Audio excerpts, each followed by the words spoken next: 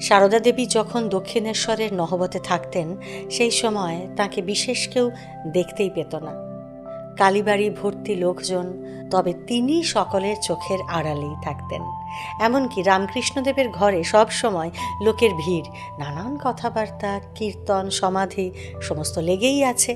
তাও উপস্থিত ভক্তরা সারদা দেবীর কথা জানতে পারছেন না, এতই গোপনে থাকেন তিনি।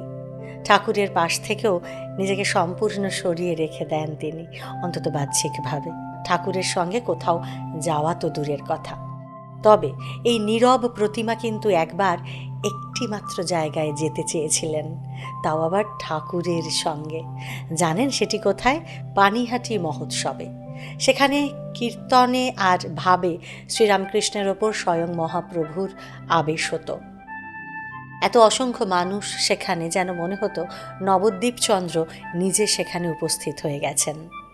সারদা দেবী অনুমতি চাইলেন যাওয়ার। ঠাকুর কিন্তু সরাসরি কিছু বললেন না, স্ত্রী ভক্তদের শুধু বললেন, তোমরা তো যাচ্ছ, ওর যদি মনে হয় তো চলুক। এই কথা শুনেই সারদা দেবী আর গেলেন না। কেন বলুন তো, কেন গেলেন না? সে কথা পরে বলেছিলেন তিনি বলেছিলেন যে ঠাকুর তো বললেন যে হ্যাঁ যাবে বই কি, সবটা তিনি সারদা দেবীর ওপরেই ছেড়ে দিয়েছিলেন, তাই না যাওয়াই ভালো। সারদা দেবী যে তাঁর ইঙ্গিতটি ধরতে পেরেছেন, তাতে শ্রীরামকৃষ্ণের অপার আনন্দ।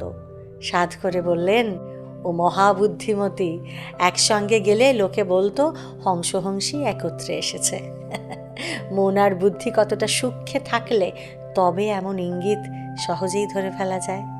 আর এটিই কিন্তু একমাত্র ঘটনা নয়, এভাবেই তারা পরস্পরের ইঙ্গিত বারবার বুঝে নিয়েছেন। সে ঘটনা নিয়ে আমরা বিশদে আলোচনা করেছি। কোথায়?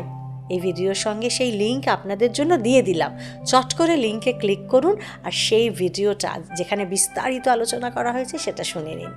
এমন ঘটনা জানতে আমাদের সঙ্গে থাকুন আর শুধুমাত্র শুনতে থাকুন প্যাস্টেল স্পিরিচুয়াল।